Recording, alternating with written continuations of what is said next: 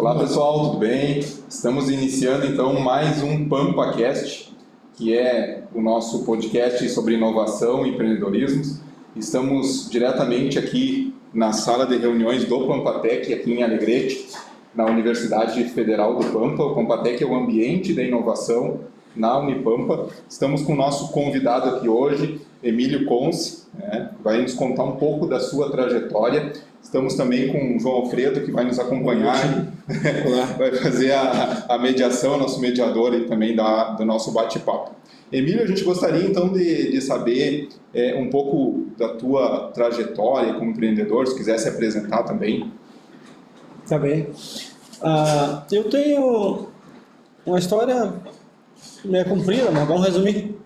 Eu sempre fui soldador de profissão e trabalhava numa metalúrgica que veio a falir. Não sei se eu produzia pouco, mas aí e o patrão foi embora e eu comprei o que sobrou da empresa. E aí comecei a trabalhar para mim com serralheria. Que idade você tinha?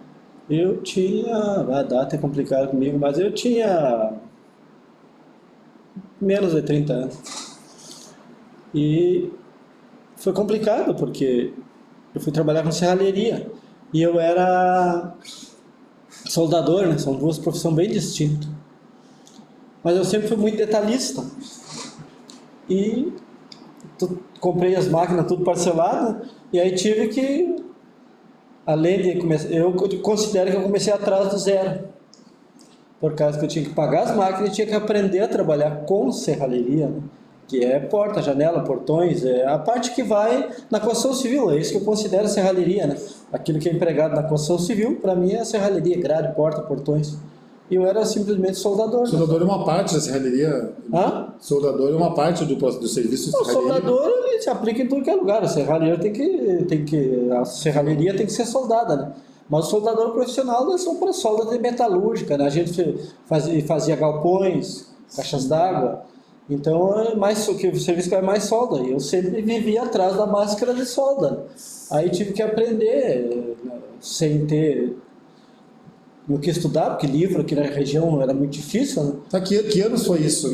Foi em 91. 91, o patrão me fez a proposta de eu ficar de guarda das máquinas grandes que ele tinha, até ele vender, e ele me vendia o mínimo que eu precisasse para começar a trabalhar para mim. E aí eu saí procurar serviço e salário muito baixo, aí conversei com a Carla, vamos encarar. Quem é a Carla? A minha esposa. Carla? Minha esposa, que hoje é o melhor, além de ser a melhor soldadora? É a melhor soldadora. Na realidade, ela é a pessoa jurídica, né? E eu sou o técnico responsável pela qualidade. Isso hoje. Eu vou falar. Conta assim, eu tô me atravessando aqui. A serralheria, o que tu fazia com a serralheria de produtos? Assim, eu sempre fui muito detalhista. Sim. Nunca me acertei com engenheiro para trabalhar. Puxa vida. Eu me acertava com os arquitetos. Os arquitetos adoravam inventar firula e eu era muito bom na firula, né? Porque o melhor serralheiro da Alegrete, perfeccionista, que talvez nunca nasça outro igual, Vanderlei Paim, morreu naquela época. E aí eu acabei era o mais próximo do estilo do Vanderlei, né? E aí eu fiquei fazendo essa serralheria quase que artística, né? Aquele letreiro da Vit Pneus lá, foi o primeiro letreiro que eu fiz. Fiz o David Pneus. Aquilo é uma letra caixa. Uma letra caixa, foi o primeiro que eu fiz. Nunca tinha feito nada, fiz aquele lá, tá lá até hoje. Até hoje. A Ivy Modas, a primeira fachada que eu fiz já não existe mais. Tu conhece isso, Vitor? A Vit tu conhece? Com certeza. A Ivy Modas não existe mais. O Armazém também não existe mais, a Isolanda Matriz também já não existe mais. Isso aí eu trabalhava, na empresa que eu trabalhava. Né? E era aço, chapa de tudo chapa. E aí eu fiz tanta coisa. E tu sempre teve esse sonho de empreender ou nessa época tu nem pensava em isso? Não. O meu sonho... Eu não tinha sonho, cara. Eu sou uma pessoa assim... Eu nunca tive sonho. Eu só queria fazer o meu serviço bem feito. E aí daqui a pouco me vi empresário, administrador, tudo junto. E aí é difícil de começar. Mas viemos vindo, pulando etapa por etapa, crise por crise. E chegamos até aqui. Não ganhei dinheiro com serralheria. Por exemplo, eu sou muito perfeccionista e o perfeccionista trabalha devagar. Não é lugar de serralheria, não é lugar de perfeccionista, a menos que seja uma serralheria artística. Que nessa região não tem comércio para manter uma empresa de serralheria artística nessa região. Então não tem como sobreviver. E aí, depois que a gente migrou para os banheiros Vamos dar um salto aí, calma aí. Nós temos que, né, quanto tempo tu durou a serralheria? 20 anos. 20 anos. Aí, desculpa interromper aqui, mas é que Não, tudo bem. nós vamos tratar sobre, digamos, o objeto dessa nossa conversa, exatamente esse produto que tu vai falar agora, que é o banheiro, né? Sim, sim. E as soluções todas que haviam problemas no produto inicial e tu desenvolveu soluções, né? Sim. Mas a gente precisa fazer uma transição aí, né, Vitor? Com certeza.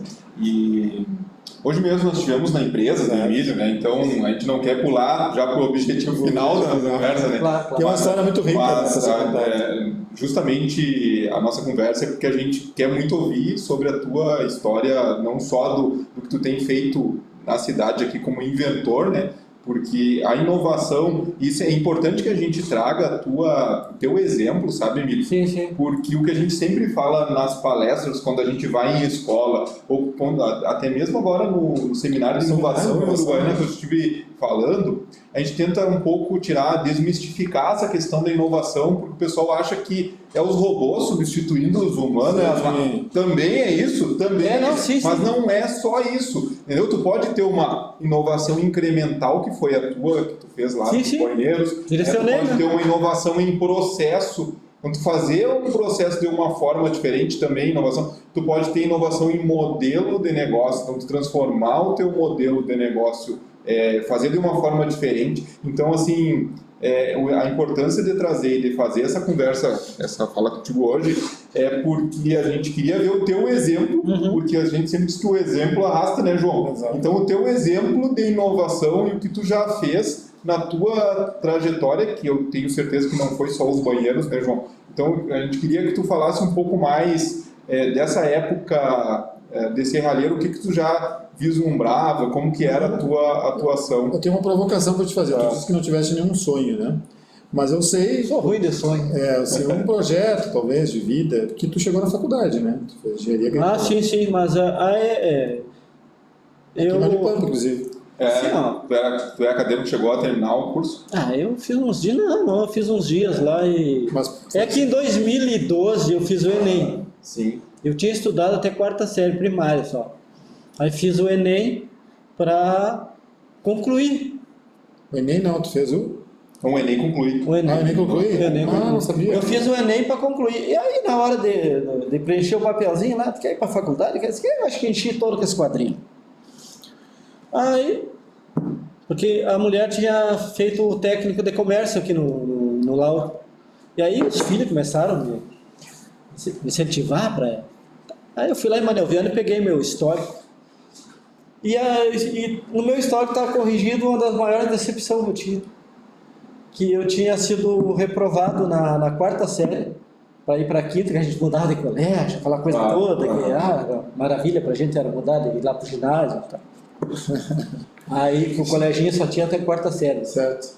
Aí eu tinha que estava reprovado, foi quando eu parei, um pouco na necessidade de ter que trabalhar. Então, a gente aceita que a vida dá pra gente, até a gente poder aprender a manipular a vida um pouco, né? Aí, estava aprovado para 5ª. Tipo, mas eu não tenho que fazer séries iniciais. Aqui no Lauro, no EJA, né? Já pulou, então? Tem. Aí fui fazer o primeiro grau, né? Fiz. Passei, deu 3 meses, né? E aí, quando ia começar a última etapa do Enem, né? Do Enem não, desculpa, do EJA, os guris do hangar resolveram fazer o hangar. Os guris do hangar é o Bada e o Dulce, ali na frente da Ferraz Faraco. Claro, certo. Aí, e o Jefferson, arquiteto, me disse, a parte metalúrgica, eu só pego se tu fizer. tu sabe que eu confio em ti. Digo, não, tá, vamos fazer então. E nessa época tu já tinha empresa? Tinha empresa. Uhum. Ainda estava fazendo de tudo, né? Tem que falar com a empresa, é a Cometal. Era Cometal, serralheria Cometal. Aí a gente, naquela época, ainda fazia de tudo. O primeiro banheiro que a gente fez tem 27 anos. Tá? Mas aí eu tinha que trabalhar, eu tinha 6 dias e meio para entregar o hangar pronto. Nossa. Ainda fazia um material vindo de Santa Maria para Alegrete. Aí quase amanhecendo, trabalhando. E eu não gosto de pegar as coisas e não fazer direto, como tem que ser feito, né? Não fiz a segunda etapa. Uhum. Aí resolvi fazer o Enem, né? Para concluir. Tu não fez a segunda etapa do EJA? Não fiz. Aí fiz o Enem. Não é que pareceu que tu não tinha feito a segunda etapa da obra do Bada. Não. A segunda etapa do curso, né? Do Enem. Não fiz. Eu entendi, assim. Do Enem não, do EJA. Aí o Enem, eu fiz o Enem em 2012. Para minha surpresa, eu tirei nota melhor que 25% das pessoas que fizeram o Enem dentro do Brasil. Nossa, seu Emílio, hein? Eu tinha nota para escolher engenharia. E eu sempre trabalhei com meus filhos muito em cima de exemplo. E graças a Deus deu certo. Aí entrei na engenharia junto com a minha filha, mais velha. E ela tiraria uma nota muito melhor que a minha, mas ela fugiu do tema, né? Era imigração nos tempos atuais. E ela fez imigração nas condições da imigração normal.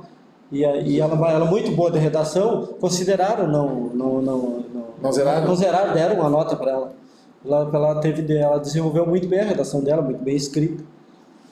Ao contrário da minha era muito bem o desenvolvimento, a história que eu inventei, que eu não inventei, não, como eu montei a redação, consegui uma nota e entrei lá, mas não deu, a gente tinha que trabalhar muito e aí eu preferi dar apoio para os filhos, que para mim, né, profissional, não ia mudar muito, eu sei engenheiro ou não. Tem um filho que está se formando em engenharia agrícola. A guria é zootecnia e a outra que é administração, que é a gerente boticária. Exato. De Alegrete. Aí pensei, e eu até hoje sou uma pessoa sem step, sem reserva, não tenho. Eu e a Carla somos uma dupla que vai parar junto, a gente não tem reserva. Aí resolvi que ia ficar muito difícil. E se eu continuasse insistindo com a engenharia, eu ia perder o apoio que eu tenho que dar para os filhos. E como para mim não vai mudar muita coisa, para eles vai mudar muito, claro, eu preferi dar apoio para os filhos. Por que eu te perguntei isso? A provocação é porque tu disseste que não tinha um sonho, não tinha um projeto, mas muita gente sonha em fazer uma faculdade, sobretudo no Brasil. Tu chegou por acaso, pelo jeito, mas o que eu acho interessante nessa tua trajetória é que tu já era empreendedor quando tu entrou na faculdade. Sim, você tu já tinha empreendido, tu já tinha enfrentado o desafio de adquirir a empresa que era do teu patrão, que não sei se faliu, o que aconteceu? Faliu e tu comprou o espólio dele lá, uma parte. Comprei uma parte. E construiu o teu negócio. Né? E isso vem a coadunar o que tu disseste. Não existe uma fórmula para o empreendedor, que o empreendedor pode ser um inventor, como tu, que é uma pessoa que tem... eu tenho uma facilidade muito grande com metalúrgicas e teve uma característica do empreendedor que é bem forte, que teve coragem, né? Nessa época que tu era apenas um soldador, tu teve coragem de comprar a parte, né? Quando teu... comprar de fiado ainda, né? Então isso foi bem corajoso da tua parte. Né? Embora eu acredito que tu tivesse sim bastante sonhos, porque embora só com sonho tu tem coragem, né? Então acho que tu tinha, embora não seja, talvez não seja essa palavra, né, João? Sonho, mas tu tinha um objetivo, né, de crescer na vida, talvez. Um propósito. Hoje se fala muito de propósito. Um propósito de crescer, de melhorar, não ser só apenas um soldador, já que tu, como tu na nossa conversa hoje informal ali na tua empresa, né, me contou que na crise, contou para mim, pro João, né, que na crise tu sempre consegue reagir. Então talvez essa tenha sido mais uma das tuas reações na tua vida, né? E dessa crise que a gente está passando agora, porque o mercado se fechou de agosto para cá, tá difícil, né? Não é só para mim, o gado hoje tu tem vaca de invernar a 7,40 o quilo, facilita, consegue a menos. Tá, agora vamos entrar no produto então, né? Só fala o que tu tá fazendo agora, então. Então vamos voltar 27 anos no tempo, né? Tu falou que foi o primeiro banheiro. O primeiro banheiro. Mas por que tu chegou nessa... Porque tu tinha uma serralheria, né, Emílio? Exato. E aí, dessa serralheria, tu começou por uma necessidade do mercado. Isso é algo que a gente sempre fala também, né, João? Que os nossos futuros empreendedores partir de um problema do mercado, sabe? E tem esse problema tentar achar uma solução, que foi basicamente o que tu fez ou já fez, não só com essa, mas com outras. Viu uma oportunidade no mercado. Uma oportunidade. Na realidade, era um amigo que estava começando uma pecuária. Tá. Um amigo bem próximo da gente. Aham. Uma pessoa muito... Tá, mas isso foi depois, foi no finalzinho da Cometal ou foi 27 anos atrás? Não, 27 anos atrás. Então, era com a Cometal, né? Com a Cometal. entendi. E eu assim, ó, a gente fazia banheiro esporádico, por encomenda, né? E aí, esse rapaz, que na época, né? Hoje tá velho nem eu, né? O Nilci Rodrigues, Nilci Vanderly Rodrigues, uma coisa. Ele era operador de caldeira acho que era operador de caldeira da Eletrosul. Um homem inteligente que gabaritou o concurso da Eletrosul quando entrou na Eletrosul. Ah, sim. Gabaritou o concurso. E ele queria, e ele muito criterioso, a gente saiu procurar, se juntou 2 criteriosos. E a gente saiu conversar com quem tinha banheiro, né? Porque o banheiro já existia há bastante tempo, né? E a gente foi, entre eu e ele, chegar às conclusões do que era bom e o que era ruim. Que é aquilo que eu te falei lá da sistema de distribuição de água, e a gente achou que não estava bom. Nós fomos os primeiros a usar bomba de alta vazão nos banheiros de aspersão. Porque o banheiro de aspersão tinha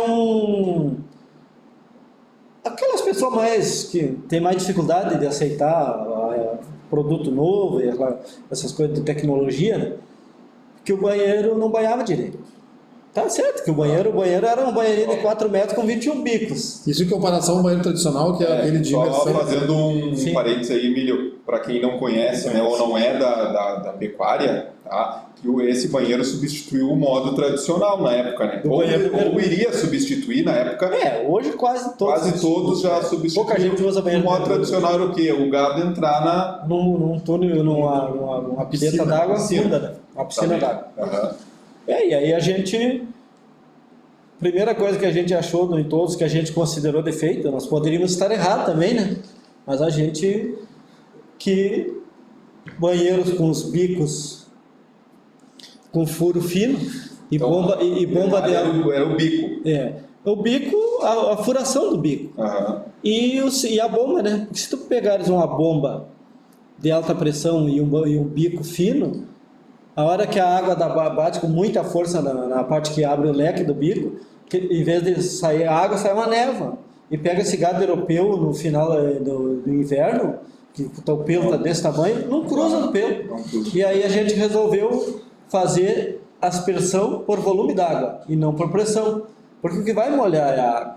A aspersão vai se fazer, mas vai se fazer por volume d'água e não por pressão. E graças a Deus foi a nossa maior acertada. Até... Como é que tu fez isso? Como é que tu engendrou essa mudança? Como é que você pensou na solução? A gente chegou a essa conclusão analisando o banheiro. Sim, mas eu estou dizendo como tu operacionalizou isso. Tu fez desenvolveu um equipamento? Tu desmontou o banheiro antigo? Não desmontei. A gente comprou bomba de alta vazão. Por acreditar que a aspersão teria que ser feita por volume d'água e não por pressão. E no momento que tu usar a bomba de alta vazão, que eu uso a mesma bomba desde aquela época, a bomba evoluiu e nós não saímos, porque a bomba de alta vazão já é própria para água suja.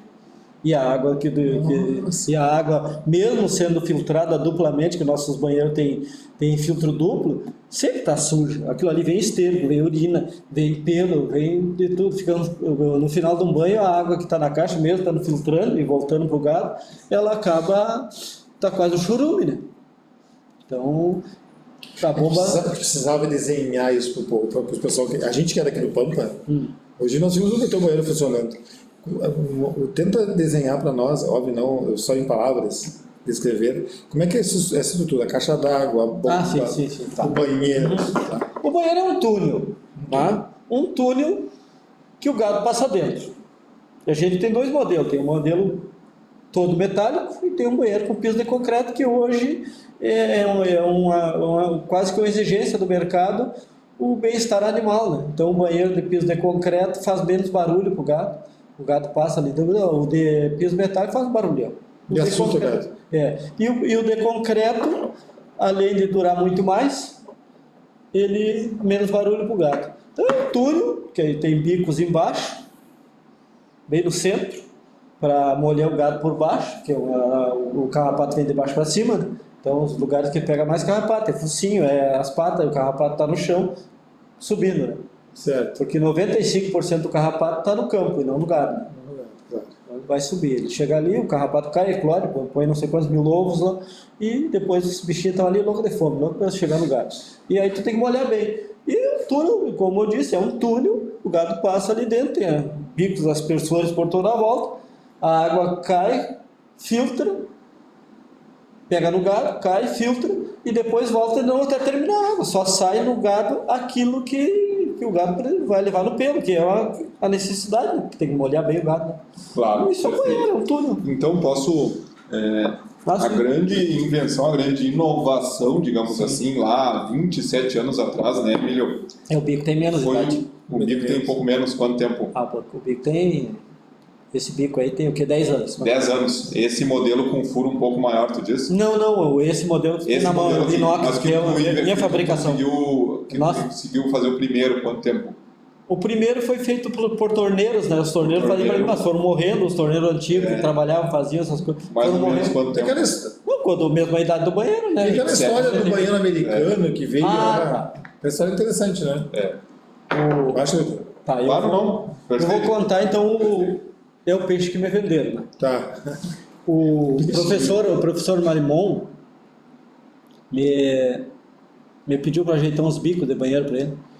E aí me contou a história do banheiro deles.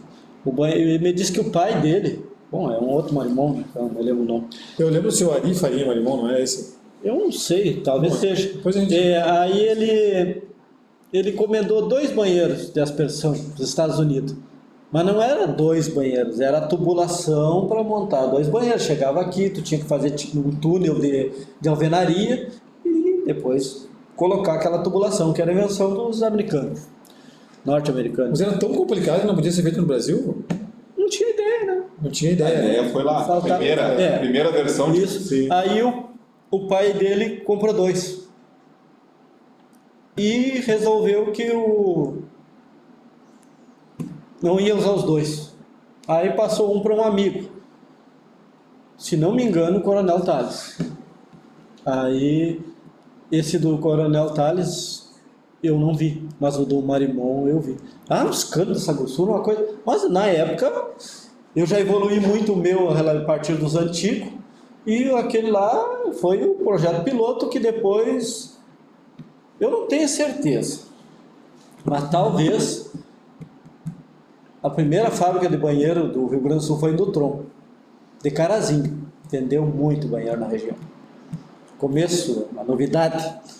Então, mas me conta melhor como é que foi essa relação com esse banheiro do seu Ari, do seu Marimon, desculpa, não sei se é o Ari, é o seu Marimon, né? Tu conheceu ele, esse banheiro, e no que ele te colaborou para... Qual era o problema? Não, eu já estava com o meu projeto, eu conhecia bem há poucos anos atrás. Sim.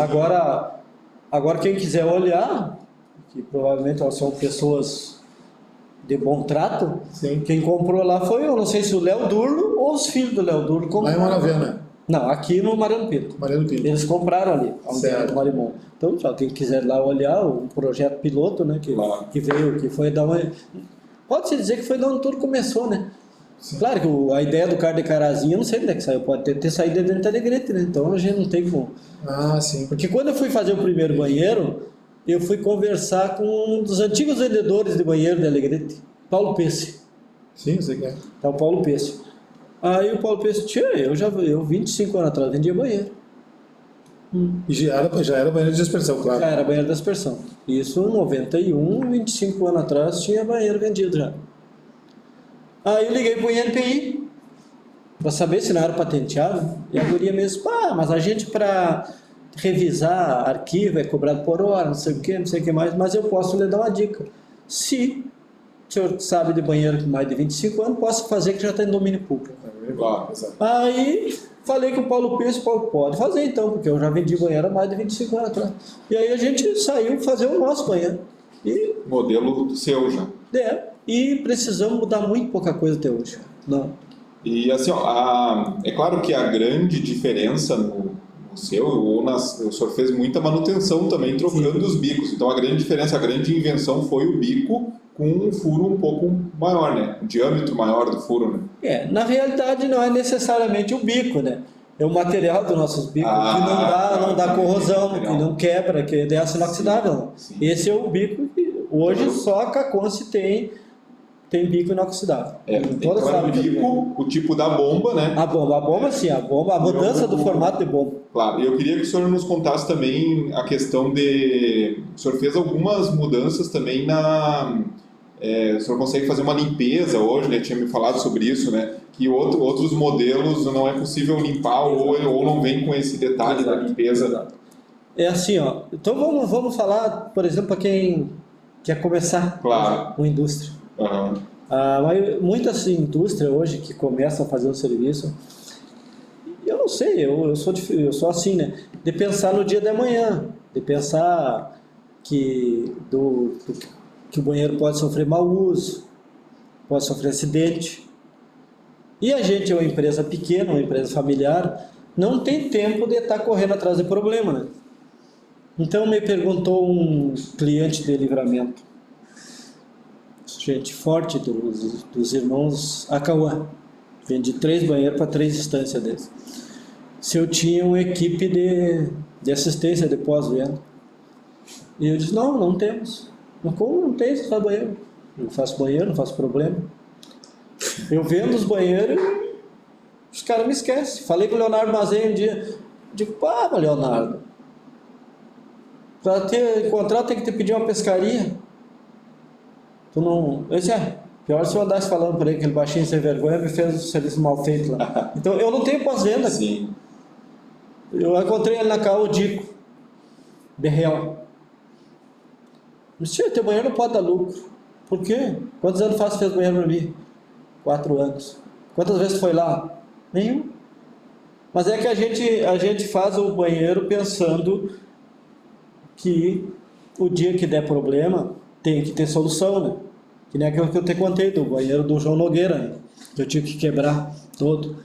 Um banheiro feito não sei de quem, né? Porque não tinha sistema de esgoto de limpeza, né? Então o nosso banheiro, a gente se preocupa que não dê problema nem para nós e nem para quem vai operar e muito menos para o dono, né? E aí a gente chegou a uma equação que... Qual é o problema que deu nesse do João Nogueira? Entupiu a tubulação e era de concreto, não tinha por onde desentupir. Aí nós tínhamos que arrebentar tudo e fazer um novo. Aí o banheiro que a Caconce produz hoje, tu tem como limpar ele, até se entrar uma cobra, entrar um sapo para dentro do banheiro, coisa graúda, tu tem. É feito para ter facilidade de manutenção. E aí, tu previu o seguinte, a água passa pelo animal. Tubulação, né? Central. Passa pela tubulação, passa pelo animal, carrega pelo, carrega pó, carrega exatamente. Pasto. E volta para dentro do sistema e tem que ser filtrado. E às vezes vai lá e topa um pelo. Não, é que... Normalmente eu coloco as bombas com engate rápido. Porque muita gente não quer deixar a bomba no tempo, né? Leva para dentro dos galpões. E é lógico, né? E a gente orienta de tampar o cano de entrada, que é um cano de 1,5 polegadas. Daí entra um sapo folgado lá, entra uma cobra folgada. O cara deixa lá e entra uma cobra para dentro. Entra um sapo.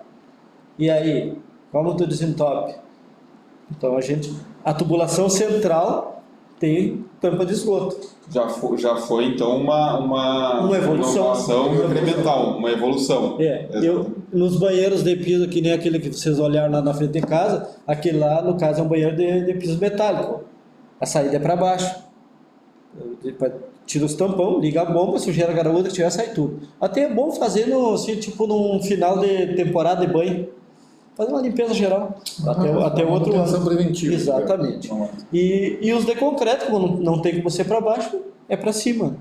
Mas E aí o que eu falei no começo lá, dessa conversa, que é sobre o banheiro agora, que eu falei para quem está começando, né? Sim. A pessoa que está começando uma industriazinha ou algo assim, ele tem que pensar que daqui a uns anos vai dar manutenção, vai dar problema, vai dar manutenção, e problema às vezes dá muito antes da manutenção, que se dê conta que a gente não pode fabricar problema. Por causa que dali uns dias a gente já está voltando na estrada e está pisando no próprio rastro. Eu já faz um tempão que piso no meu próprio rastro, então eu já tive que fazer manutenção no banheiro dos outros. Os meus já são os banheiros feitos pensando que a manutenção tem que ser fácil, porque eu sei que eu chego lá na manutenção. Então, tem uns banheiros, modelos de banheiro aí que não vamos citar nome, mas que ali da Reconquista do Cairoli, ali no Tigre, eu já tive que desmanchar aquele banheiro 2 vezes para poder limpar. Porque não previa, então... Não previram o problema, que poderia entupir. E era muito fácil, e não é só aquele modelo, tem mais modelo que... E às vezes eu sempre estou colocando vídeo no Facebook da empresa, né? Mostrando, porque às vezes a pessoa vai comprar um banheiro, a pessoa tem muitos pecuaristas aí que eles são leigos nas máquinas. Eles sabem mesmo criar gado e engordar gado, né? E às vezes ficam quase que na mão do capataz. O capataz que lida não vai lá ajudar a escolher, isso é muito difícil, né? E o cara, às vezes, uma empresa com produto ruim e um bom vendedor, empurra. E dali, agora o Livramento tem 2. Empurra o problema. Empurra o problema, tem 2 em Livramento lá que é para mim lá arrumar. Vamos ver se o pessoal não tem agora o banheiro. Tu faz também a região, então, quando te chamam. Faço a região. O banheiro mais longe que eu vendi foi lá em Rio Grande. Depois ali da Pantana Grande, da para a esquerda ali Rio Pardo. Rio Pardo. Vendi outro em Rio Pardo. E a gente atende longe muitas vezes. Porque esse banheiro E mandei um para Goiás. Fiz uns vídeos pro um amigo do Alex, dono da Guarita. O cara tava levando um trator e umas coisas aqui, conseguimos colocar tudo dentro da carreta. E aí eu instalei o banheiro na frente de casa ali, fiz funcionar filmando. E mandei o manual em vídeo. Mandei o manual em vídeo pro cara de Goiás. O cara disse que está encantado da vida lá com eu queria que tu listasse, assim, tu falou ali, Emílio, que uma das melhorias foi essa questão das aberturas ali para fazer a limpeza, né? Sim, o acesso à manutenção. Pois é, mas tem outras melhorias também, né? Além do bico, tem toda uma série de outras aí que tu implementaste no... Sim, o banheiro o ângulo aquele, por exemplo, claro, o ângulo, como tu criou o bico, tu criou uma ferramenta para poder sempre padronizar o... sim, um gabarito para fazer os bicos. E o ângulo do bico, os torneiros faziam um bico, saía um bico de um jeito, outro bico do outro, vou ter vantagem. Saiu tudo assim, tipo chuveiro de... Não tinha padrão. Não tinha padrão, porque era feito um manual. No torno ali fazia um de cada vez e não tinha um gabarito. Era um incrível. Cheguei a perder um jogo de bico de banheiro. Foi quando eu criei os meus bicos. Então assim, e o bico, ele tem onde a água bate, ele tem uma angulação. E essa angulação é conforme a bomba que tu usa. A angulação com a bomba de alta vazão é uma coisa, e a angulação para a bomba de alta pressão é outra. O que determina escolher uma bomba ou outra? O que determina escolher uma bomba ou outra? Porque eu sempre achei, e para mim foi a maior acertada desde o primeiro banheiro, tu disseste que a bomba de alta vazão, para fazer aspersão por volume d'água e não por pressão. Bom, então para uns banheiros a bomba de alta vazão é boa, que no caso nosso banheiro, é nosso, é da empresa, ele foi projetado para bomba de alta vazão. Tem alguns banheiros que foram projetados para bomba de alta pressão. Se tu colocares uma bomba de alta vazão num banheiro que foi projetado para alta pressão, muitas vezes não fica bom. Então, aí a pessoa me pergunta, me liga para aquela bomba maravilhosa que tu usa. Eu digo, mas me diz a marca do teu banheiro, que pela marca eu sei se ela vai ficar boa ou não. Então, assim, porque assim, quem é que manda no banheiro? É a bomba. Tá? Nessa ordem segue. Quem é que manda na bomba? É a tensão da rede. O cliente é o terceiro, não. O dono é o terceiro na ordem de mandar no banheiro.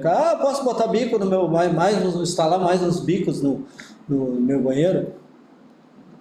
Quem vai decidir é a bomba. Se a bomba comporta mais, porque se tu já está saturado, a vazão da tua bomba, se tu colocar mais bico, vai piorar em vez de melhorar. Vai distribuir mais, vai distribuir competir. Aí tem lugares aí que nem do César Monteiro, lá em Uruguaiana, lá na Taleira, tem luz trifásica e nunca conseguimos usar banheiro. Tem luz trifásica e não conseguimos tensão o suficiente para botar uma bomba. Lá sempre se usou bomba gasolina, muito fraca a luz. Fraca. E onde é monofásica? Só tem aquele fiozinho lá? Não, monofásica é o certo. É o certo? É o certo. Ah, sim. Aqui no Marcílio, na leitaria ali. Sei. Tamo do Marcílio. Ali tem luz trifásica. Eu botei banheiro pro Marcílio, coloquei pro pai dele lá também no outro tampo lá, Marcílio 22, banheiro pro Marcílio. E o Marcílio queria botar bomba trifásica, eu não fazia isso, Marcílio. Mas por quê? Digo a bomba trifásica, se faltar uma fase e tu não escutar, o barulho dá queimar a bomba. Eu acho que tu tá falando da rede. Sim, a rede trifásica. Aí eu disse pro Marcílio, faz o seguinte, coloca 3 tomadas monofásicas que tu ocupa a trifásica. Se uma fase da rede cair, tu muda a tomada. Precisa cair as 3 fases da rede para te poder parar de banhar. Entendeu? Claro. E aí... Isso é uma outra solução, e daí já é processo. É que a gente enxerga e a gente quer que o produtor trabalhe bem, né? A nossa empresa, a gente, falando desde o tempo da serralheria, né? A gente, digamos, não ganhei muito dinheiro com serralheria, mas ganhei um respeito que pouca gente tem entre os profissionais e os empresários, né? E hoje a nossa empresa tem uma solidez no mercado fantástica. Confiança no mercado dos clientes. E o que a gente não, como tem disse, eu vendo o banheiro e o cliente nunca mais vejo falar dele. Sim. Vamos para essa segunda, vamos para Caconce. A Caconce é Carla ou Camila. Olha que a Camila resolve continuar, né? Ah, entendi. Já tá preparado. Já está preparado. Eu não sei, é que a gente não, eu nunca induzi meus filhos a nada, né? Eu sempre deixei eles tomar as decisões deles. E se alguém resolver assumir... Tá, mas e o que tu vai deixar digamos, de legado para eles, além, obviamente, de todo o conhecimento, né, de toda a inovação que tu já agregou ao teu produto? Quanto de mercado, por exemplo? Quantos banheiros tu já vendeu, pode dizer? Eu parei de contar faz um bom tempo. Tá, mas tem não precisa ser preciso. Tem ideia de percentual, e metade dos banheiros são teus aí na cidade, não? Não, tem muita gente nova chegando, muita gente... E tem os antigos. Mas o problema é que eles compram e depois se arrependem e vão lá chorando nos vidros, né? Ah, é? E eu ajeito pra cá, ajeito pra lá, tem um... É que tu faz muita manutenção também. Eu conheço onde é que dá problema, né? O cara me diz, meu banheiro é tal, eu digo pra ele onde é que tá o problema, né? Eu fiz muita reforma, arrumei muito, agora a gente tem pouco tempo de fazer reforma, mas eu sei onde é que tá os problemas. Eu sei se a bomba, tem uns que o problema é na bomba, outra nos bicos, outra no entupimento. Então... E além de ser fabricante, tu não vê uma oportunidade de ser só, não só, continua fabricante, mas desenvolver uma equipe só para fazer, já que tu tem todo esse know-how de identificar, diagnosticar o problema do banheiro dos concorrentes, às vezes, e prestar serviço só de manutenção, para salvar o banheiro dos caras. Cara, assim, o problema é mão de obra, né? Apesar de eu ser um formador de mão de obra, eu tenho problema de falta de mão de obra. Ah, conta essa história, tu disse que tu forma as pessoas. Formei muito. Hoje agora cansei de vir pra cá, estava conversando com um dos meus alunos lá, que é o que toca lá a fábrica de esquadrilha do Canjica, né? Ah, é mesmo? Da serralheria daí. Da serralheria. Mas ele está só na parte de alumínio agora. Sim, alumínio. Eu fazia curso de solda aqui no Lauro. Desde que o Gustavo chegou no Alegrete, nós andamos aranhando algumas parcerias, mas sabe que essa parceria é complicada? Eu acho que tinha então uma lei mais clara para parceria público-privada. Eu acho que isso aí é meio complicado, mas teria que deixar isso mais simples. Eu fazia curso de solda no Lauro. O Lauro sempre foi um grande parceiro, porque, para quem não conhece... Fala, a Escola Dr. Lauro. Escola Dr. Lauro Dornelles, que era a escola técnica. O projeto Polivalente, que era o Lauro, o Polivalente e o Demetrio Ribeiro. Eram as escolas, 3 escolas no Alegrete. Esse Museu do Gaúcho aqui foi o aeroporto que o João Figueiredo veio inaugurar o projeto polivalente no Alegrete. Ele veio inaugurar o projeto polivalente no Alegrete. Os outros colégios não tem nenhum prego. O Lauro Dornelles tem quase todas as máquinas. Mas está parado, não tem curso hoje? Não. Eles tinham eles tinham um curso técnico agrícola? Não. O Lauro depois do polivalente, não. O Lauro tem um curso técnico de comércio. As máquinas estão tudo paradas. Não, mas eles tinham antigamente ali. Antigamente, no tempo do polivalente, né? Polivalente. Sim. Tinha vários cursos Técnicas comerciais, industriais, agrícolas e não sei o que mais. Isso, Eu acho que eram 4, 5 técnicas, mas o projeto polivalente era nacional. Né? Nacional, claro. Só que não tem mais nada, né? O Lauro, por acaso, tirando umas que eu sei onde é que está, levaram de lá, mas eu sei onde é que elas estão, mas não posso fazer nada. Estão lá. Uma coisa, por exemplo, hoje, quanto vale um carpinteiro bom hoje? Nem existe quase. Nem existe. O Lauro tem coisa que o pessoal nem conhece. O Lauro tem ali 3 bancadas de carpinteiro, coisa que os carpinteiros de hoje não sabem nem como é que vai usar. O Lauro tinha máquina de solda, de furadeira, lixadeira, máquina de serra para madeira, até forno para manipular cerâmica tem no Lauro. Só acredito que ainda dê para arrumar. Nossa, como é que tu resiste? Desculpa eu te interromper, tá ótima a história, mas assim, eu te perguntei por quê. Tu tem um gargalo na mão de obra. Isso é uma crise da qualidade, da produtividade no Brasil. Ou é baixa produtividade, ou não há produtividade. No caso aqui, na ausência total de mão de obra. Tá, mas Como é que tu resiste no mercado com esse gargalo? Porque a gente... Tu acha que poderia ter maior participação no mercado? Se não fosse isso, poderia ter uma produção maior? Cara, assim, ó... Uma venda? Eu acho assim, ó... Meu ponto de vista. O Unipampa em toda a volta, formando engenheiros. Certo. Tem um buraco entre o engenheiro e o operário. Esse buraco precisa ser preenchido. Se querem desenvolvimento, querem que a produção apareça, tem que preencher o buraco entre o engenheiro e o operário, porque a linguagem é diferente. O técnico é o meio termo, é o cara que fecha o buraco. Por exemplo, a enfermagem tem 2 níveis do médico. O IFE forma muito técnico para agropecuária, mas pega o engenheiro eletricista, tu pega o engenheiro mecânico, tu pega o engenheiro metalúrgico, não tem o meio termo. Não, no caso de engenharia elétrica tem o eletricista. Não, o eletricista é operário, o eletricista é operário. O eletricista, a maioria é operário. Por exemplo, não tem aquele técnico de edificações. Não tem. Tem, mas fazem da região. Mas é que a formação aqui na região, acho que tem ainda demanda das empresas e não tem essa formação. O que está acontecendo hoje, por exemplo, nas nossas empresas aqui do Pampatec? Eles estão tendo que formar esse profissional. Tá? Por quê? Porque o profissional realmente ele não existe. O que nós temos hoje de mão de obra? Tá? Temos muita mão de obra de alunos de ensino médio, tá? Que muitas vezes não sabe nem apertar uma chave, um parafuso, por óbvio, né? Porque não tem a formação. Claro. Ou temos a mão de obra que é os alunos que estão saindo da graduação, seja ela a área de engenharia ou ciências sociais e ciências humanas, entendeu? E esses profissionais, eles muitas vezes ou não querem, né? Ser um profissional que já tem a graduação, eles não querem trabalhar, claro, no sol ou trabalhar instalando uma placa em cima de um telhado, né? Ou eles não têm a formação, muitas vezes, para fazer essa parte técnica. Exatamente. Entendeu? Sabe que eu tive um acontecimento, eu presenciei um caso eu fui gestor numa época, muito rapidamente, de uma oficina, lembra? De uma oficina de frotas. E nós tínhamos quatro estagiários aqui da universidade formandos. E um deles se formou em engenharia mecânica, mas ele já era mecânico. Ele já era de família, o pai dele era mecânico. Tem uns quantos guri aí que... E ele criou a oficina dele mecânica e continuou trabalhando como mecânico. Mas ele metia a mão na massa, né? Ele desmontava carro. Então era um engenheiro, ele era um híbrido, ele era um mecânico, mas também era engenheiro. Não sei como é que está a situação dele hoje, porque a gente acabou não tendo mais contato. Mas a formação aqui na região que tu disse que não há, né? Porque os cursos existem.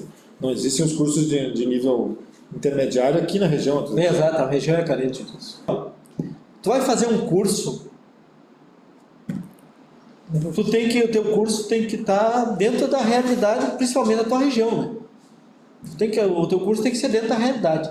Por exemplo, o que faziam? Davam um pedacinho de ferro e o fulano ficava soldando lá, daquele pedacinho de ferro, fazer um martelo.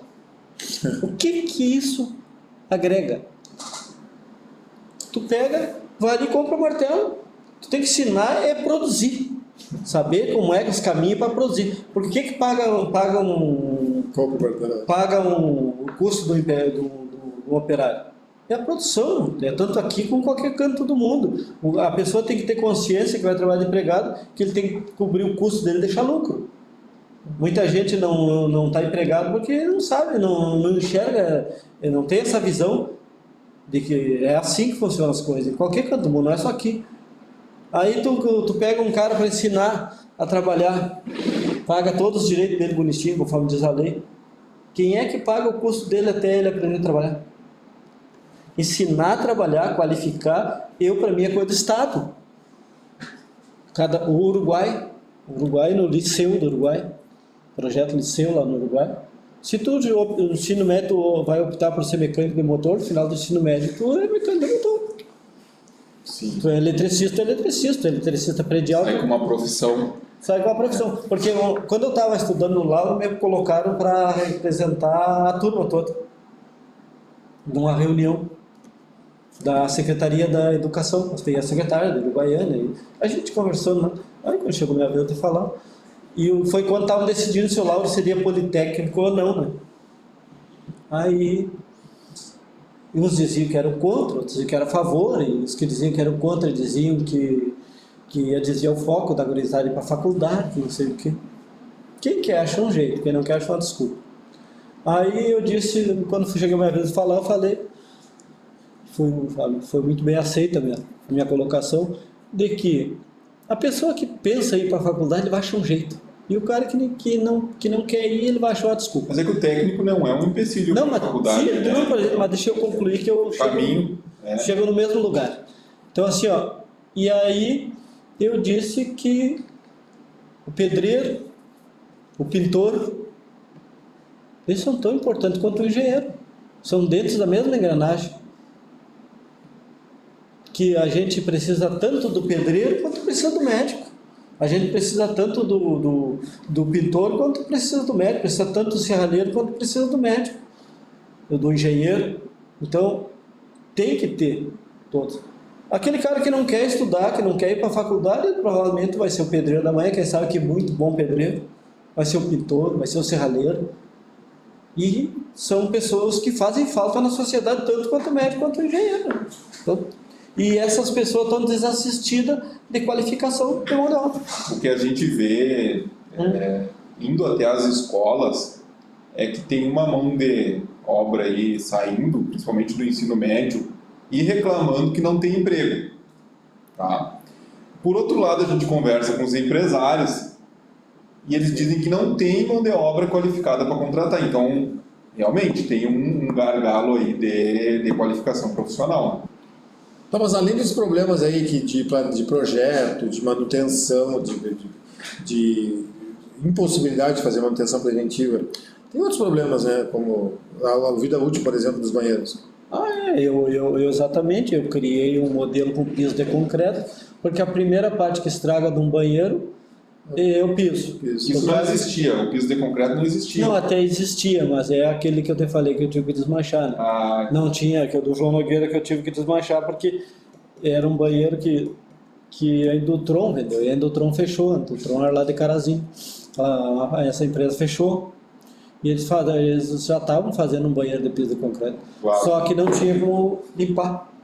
O do João Nogueira eu tive que estourar todo o banheiro, para poder botar um banheiro novo no lugar, por causa da falta de pensarem na hora de projetar que um dia vai sujar, que um dia vai ter problema. Que daria manutenção. Tá. E esse banheiro, o banheiro de concreto, tu criou um modelo novo, então, praticamente.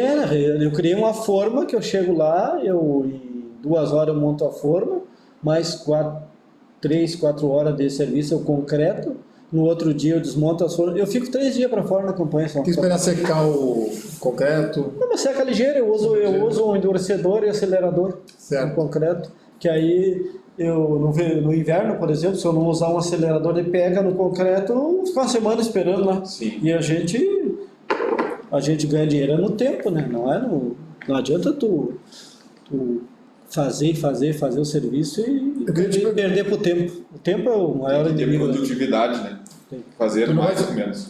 O Emílio, acho que a gente já conhece. É difícil a gente imaginar. A gente que é aqui da região conhece. Uhum. Né, mas eu acho que pode convidar as pessoas para. Tem que cortar. Engolir a língua. Não, eu acho que é importante agora a gente falar o seguinte. Por mais que tu tenha tentado desenhar Uhum. com as palavras, Uhum. é importante tu dizer para as pessoas onde é que elas podem encontrar Uhum. esse esquema do banheiro, né? Na internet, pode ser até um canal teu. Se procurar com a Conste, acha Tem redes Esse sociais. Consta tem todas as fotos e os vídeos dos banheiros que a gente instala, tudo vai, foto, vídeo lá, tudo. Eu vou te falar uma coisa, tá? Eu já comentei com as pessoas assim que tem gado, tudo de várias Aham. faixas etárias. Aham. Alguns deles, tudo bem, banheiro, mas tem uns que são resistentes ao banheiro. Jovens, sendo jovens, são resistentes ao banheiro de aspersão. Sendo que tu disse que o banheiro de aspersão já está no Brasil há 30 anos, no mínimo. Mas Poderia falar para Aí, nós um pouco por das quê? vantagens. as vantagens, por exemplo, tá, exato, O que vantagem. tu diria para essa pessoa que diz que o banheiro de aspersão não funciona, tem que mergulhar na piscina? Bom, vamos nas vantagens. Tu pega um banheiro de mergulho hoje, tu tem 10, 12, 9, banheirinho pequeno, 9.000 litros d'água. Aí tu vai preparar uma calda. Tá veneno, aquela deixar preparado. Aí tu vai banhar. Aí daqui a pouco se o teu banho funcionou bem, né? Tu vai banhar 30 dias depois. São 30 dias que a matéria orgânica que ficou no banheiro tá agindo contra o veneno. Claro. Cria Tá. um soluto, né? E aí aquilo ali fica apodrecendo lá. Tá. E tu, se não funcionou bem, tu não tem como mudar o princípio ativo sem trocar os 12.000 litros d'água. Aí o banheiro da aspersão. Tu tem um banho sempre limpo. Banho limpo. Tu só prepara a calda que tu vai usar. Então tu vai preparar para 100 restos, tu prepara para 100 restos. Não fica sobrando lá, tu vai banhar com aquilo ali, cada vez que tu vai banhar é um banho novo, limpo. Essa calda vai na caixa d'água, né? No caso da aspersão. Prepara na caixa d'água. Mas ela retorna para a caixa, né? Sim, retorna, o nosso banheiro tem uma filtragem dupla para entupir bico, porque o maior medo de quem usa banheiro é entupir os bicos. O nosso não entope, porque a gente se preocupou com isso também, para não entupir bicos. A gente usa uma filtragem dupla para não... Meus banheiros não entopem bico. Aí a gente pega, por exemplo, tu banhou, não está reagindo bem, tu pode no próximo banho trocar de princípio ativo do veneno. Trocar o veneno. Sim, tu troca de princípio ativo. Tu pode tem gente que banha com princípio ativo no mês, banha com outro princípio ativo no Mas é outro só o mês. carrapato que o banho combate? Não, a mosca também. A Mosca mosca do chifre também. E o tempo? Ele leva menos tempo banhando com aspersão ou o tempo é o mesmo? O tempo é maravilhoso, é mais demorado juntar o gato. Agora esses dias dali do Marcílio, cara, eu citei o Marcílio, tem um senhor que ajuda o Marcílio ali, que é o caminhoneiro que mora no Caponogi, ele disse assim, tio, nós banhamos 147 vezes em 1 hora. É mais demorado juntar o gato. Porque aquilo ali, depois do gato estar acostumado, não pode deixar o gado se transpassar dentro do banheiro, porque aí não molha um lado do um e não molha um lado do outro, né? Depois que isso aí é uma função que tu tem que acostumar o gado, né, quem está embretando no banheiro, né? Não deixar ele se amontoarem dentro do banheiro. Tu tá falando que pode entrar 2 no banheiro? Exato, a pessoa que controla a entrada do gado, é a pessoa muito importante na logística de trabalho, porque se ele deixar o gado se amontoar, um trepar no outro, alguém não fica bem banhado naquilo ali. Claro. Então, se o gado passar bonitinho, enfileirado, em filinha indiana, cara, é cento e cacetada de res em uma hora. Uma hora. Então nós já falamos que tem economia, né, do material. Nós já falamos que tem uma economia de tempo também. Além disso, o que mais que tu diria? Além desses dois fatores. Que vem novidade o ano que vem. Opa! Vem novidade o ano que vem. O ano que vem tem novidade. Tá. Não vai contar. E aquele banheiro que eu sei que tu criou para a família? Exato. O Zé Paulo, dono da Estância da Cascata, que muita gente não sabe, mas a Alegrete tem mais um museu registrado no MEC, né? Que é o museu da Estância da Cascata, é registrado no MEC, vem excursão de Minas Gerais, Rio de Janeiro, tudo. Não, fala mais sobre, eu não sei, né? Quer dizer, eu sei por cima. Fala mais sobre esse museu, já que tu falou agora. Fala. Sim, tem um museu lá na Estância, né? Quer ir lá comigo, eu te levo uma hora. Conta mais sobre o museu. Eu quero ir junto. Vai levar só o João, né? Não, o João vai estar em Porto Alegre. Eu tenho que voltar, né? É que o Zé Paulo é muito inventivo. Também tem. O Zé Paulo? O dono da Cascata, Zé Paulo Dornelles. A balança que ele tem lá de pesar gado, na época ele mandou fazer uma para pesar 10 res por vez, que ele fazia remate ali. Acho que é verdade, tem um local de remate. Eu acho que a única da região. Lá na chegada, ele colocou câmera na estrada, colocou câmera nos portões para cuidar dos capinchos. Uma capinchama na frente da estância, de tardezinha, aquele fica marrom de capincho. Cuida com esse capincho que ele fez. Lá é lindo, lugar para tirar umas fotos, sentar, tomar um mate. Agora ele não está fazendo mais churrasco para esperar os turistas, porque o assador dele morreu de Covid. É verdade. E ele está muito velho. O Zé Paulo acho que deve estar com 84, 83. Mas tu não acha um papel de bala na frente da estância. Grama cortada. E é ele que limpa tudo. A estância limpa e é ele que limpa. Um homem de 80 e poucos anos. E é Por isso que ele está com 80 e pouco. E aí, o banheiro da família dela. Tá, e aí o Zé Paulo pensou em fazer um banheiro para banhar os terneiros de lote. Terneiro é um bicho ruim de entrar no banheiro. Muita gente acostuma banhar os terneiros junto com as vacas para eles entrar mais fácil dentro dos banheiros. Né? E aí o Zé Paulo me disse, pensei em alguma coisa, que se a gente fizesse um banheiro para banhar de lote, bota portão na ponta. Aí eu vim em casa e... Como é que é? O quê? Ensaiei, não? Ensaiei.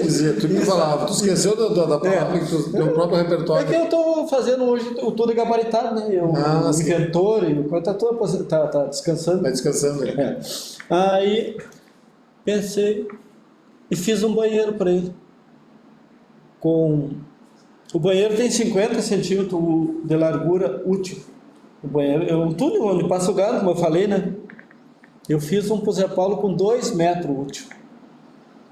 Ele coloca 40 terneiros dentro. E fecha os portões e liga a bomba. A hora que está molhado, ele tira aquele lote e coloca outro. E o gado adulto ali, se passar assim, eu fizer curva lá dentro, vai molhar do mesmo jeito. Ele é apaixonado por banho dele. Claro que um pouco é filho dele, né? Ele veio com a ideia, né? E eu coloquei a ideia na prática. E foi só esse ou teve mais? Não, só tem esse. E eu vou essa semana dar um orçamento para quebrar. Eu fiz 3 banheiros lá na Cascata. O das casas, eu vou desmanchar, vou quebrar e vou reconcretar o piso para deixar igual o lado de baixo. São 3 banheiros. São 3 banheiros. Tá, esse banheiro, eu queria entender, ele é mais largo, mais largo, 2 metros largo. O comprimento é o mesmo que eu fiz com as mesmas formas. É um túnel também. É um túnel, mas é um túnel com 2 metros de largura. 2 metros. Sendo que o outro é meio metro. E como é que quando entra os dois lado a lado, não tapa o do outro? Um não faz uma cobertura no outro do jato? Não, o gado se... Não, aí entra o cara que está soltando o gado. Ah, entendi. Os terneiros ficam amontoados, caminha para cá, caminha para lá, isso é mole. Sim. Porque o banheiro normal, ele tem um carreiro de bico bem no centro para molhar o gado por baixo. Certo, isso. Esse dele lá tem 3 carreiros. Vai molhar. Molha igual. Molha igual. E aí a gente vai provavelmente quebrar o outro, desmanchar, quebrar e remodelar e fazer igual. Esse aí consegue dar mais ainda, tipo, fica mais produtivo ainda. Sim, Né? porque ele banha os terneiros de lote como ele queria banhar. O gado adulto banha do mesmo jeito, porque é só abrir o portão e deixar que passe ali dentro. E agora ele está banhando até as ovelhas. Ó. É. Eles têm ovelha, mas banha as ovelhas também. Até as ovelhas ele está banhando banho. Só que o banheiro se torna caro, né? Mas é que tem o caro, é um tênis que tu dá R$600 e tu dura 1 ano, 2. E aí um banheiro desse que vai durar a vida toda, lá tu vai trabalhar com ele 20 anos. Não, e consegue otimizar o tempo, né? É, Coloca tá aí. vários animais ao mesmo tempo. Sim. E esse banheiro de duas, esse que tem o túnel é mais largo, Aham. ele tem que ter alguma melhoria no brete, Na bomba. Não, a bomba elétrica, eu não tenho bomba que toca aquele banheiro. Tem que ser diesel, Aí tem que ser a gasolina. gasolina.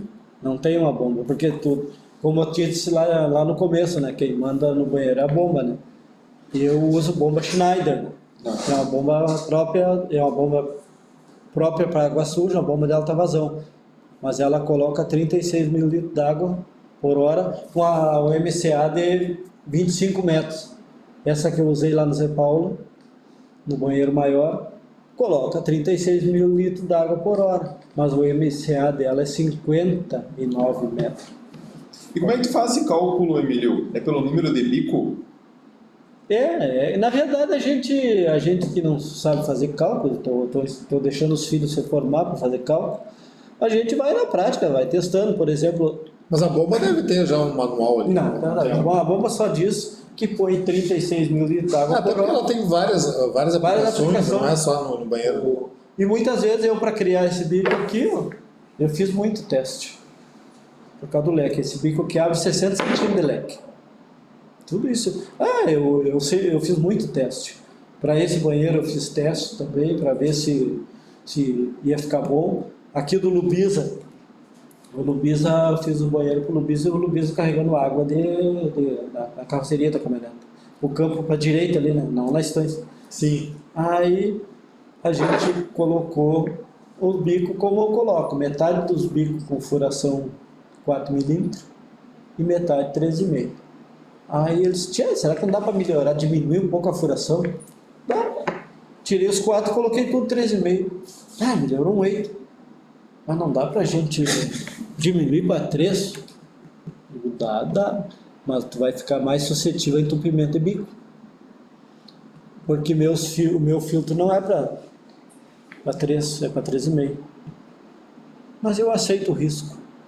Mas eu não aceito os bicos de volta, porque eu não uso bico 3 milímetros, não tem problema. Aí fui lá, troquei os bicos, deixei tudo 3 milímetros, a furação do bico 3 milímetros, né? Aí passou-se 3 anos, eu acho, encontrei ele na aula, né? Eu não converso a menos que com meus clientes, né? Não dá problema, né? Diga aí, Lubisa, aquele teu banheiro com biquinho fino tem entupido muito? Tio, acho que entupiu 2 bicos em 3 anos. Então... Mesmo com 3 milímetros ali, ele ficou bom igual. Ficou bom. Claro que é... Então, assim, ó, cada um tem sua verdade, né? E eu tenho que trabalhar pela média, né? Tem uns que acham que tem que gastar pouca água. Tem outros que não estão nem interessados na quantidade d'água, quer que lave os animais. Agora aqui pro Linhares... Até porque ela retorna, né, Emílio? Mas... Retorna, mas o gado levanta assim de água, o gado leva de água no couro, dependendo da época do ano, de 4 a 6 litros o gado leva no couro, conforme o tamanho. Mas esse que reclama da água é porque não tem oferta da água no local? Não é que na água vai o veneno, né? Vai veneno, claro. É que cada um tem suas verdades, eu não tenho que estar discutindo a verdade de ninguém. Eu trabalho pela média, né? Eu vou juntando aqui, ali, o cara diz, tem isso... Aí, guardei. Quem sabe um dia a gente pode fazer uma alteração para tentar. Emílio, esse bico que hoje é tu mesmo que produz lá na tua metalúrgica, né? Um bico novo esse, e tu fornece para outros também? Como é que funciona? Não, a gente fabrica. É que assim, ó, esse bico que a gente fabrica, a rosca dele é meia polegada, rosca grossa. A grosso modo é rosca grossa. Uhum. A mais técnica é o NC. Sim. E os bicos dos banheiros antigos, Normalmente é rosca fina, é meia rosca fina ou Não tem um como quarto adaptar BSP. Um quarto BSP é quase um meia rosca fina, porque tu bota um veda-roscazinho ali e firma bem. Então, eu conheço só uma marca de banheiro, que eu nem me lembro que marca é, até eu desmanchei um agora, que usa meia rosca grossa. Então esse banheiro esse bico é quase de uso exclusivo nosso. Entendi. Mas eu às vezes acabo trocando os bicos de algum banheiro usado para o nosso modelo. Tá, e se tu mudar o tamanho do Sim, NPC, sim, foi o que eu fiz na Reconquista. Isso muda a rosca. Muda a rosca. Mas muda o desempenho? Muda? Ah, o do Cairó na Reconquista, quando ele mandou para cá, me pediu para trocar todos os bicos para colocar no padrão do meu padrão. Então a gente troca. Agora esse dia eu mandei meu guri, a namorada dele lá no Uruguai, colocar 10 bicos no banheiro lá no Uruguai, nem sei onde é que é esse fogo. Eu queria entender por que essa rosca muda, porque a rosca é por fora, não tem nada a ver com a água. Sim, mas ele vai ter que rosquear lá na porca que está soldado, né? Por exemplo, tem uns banheiros, os mais antigos, já nem é uma porca soldada lá. É uma luva de cano d'água, um quarto. Aí tu tem que mandar fazer bico no torneiro, ou modificar. 8 anos para cá, todos são rosca grossa mesmo, porque já é um modelo meu, né, que eu criei. Né? Que isso aqui é aço inoxidável, né? Não quebra, não dá desgaste. Então, a gente procura fazer um produto durável. Claro, com certeza. Muita gente diz que eu estou errado, que o caminho não é fazer coisa durável. Mas antes de eu resolver fazer coisa... Essa, na verdade, eu prefiro parar. Aquela ideia de dizer que tu tem que fabricar algo para fazer manutenção. Não, sério, né? As pessoas acreditam nisso, mas isso é um mito da indústria. Mas acontece assim, ó. Isso. Eu prefiro parar do que fazer gambiarra. A nossa empresa é uma empresa familiar, uma empresa pequena, e a gente até comprei terreno no outro lado da rua pensando em futuramente ampliar a empresa, mas não é fácil. No momento a gente resolveu que a gente continua pequeno e trabalhando com a máxima eficiência possível. Nós somos pequenos, mas na proporção nós produzimos mais que muita empresa grande. Mas a conversa ela vai se desenvolvendo porque é um prazer a gente estar aí ouvindo a tua história, né? A história de vida, né, João? Não é só história de empreendedor, mas história de vida, sabe? E a gente sabe que não é fácil estar sobrevivendo aí no mercado há mais de 30 anos, então a gente sabe que não é tão fácil. São raras as empresas que sobrevivem todo esse tempo, né? Sim. Sabe? Então é uma história de sucesso já pela sobrevivência. E além disso, tu tem todos esses inventos, né? A gente pode chamar do inventor, e todas essas inovações que tu fez incrementais aí. Eu vou ficar com a tua frase que na crise tu cresce. Cresço, graças a Deus, meus melhores períodos eu cresço. Tu não tem ideia na maleza que eu tava quando eu criei o banheiro os negros ficando vermelhos, eu tava no roxo. Quando eu criei o banheiro de piso de concreto, que é o que me dá a diferença no mercado. Ninguém tem um banheiro igual ao meu, aqui na região. E a gente precisa sobreviver no mercado, como eu te falei lá, né? Então o cara, a chapa galvanizada hoje é pouco mais uma pintura.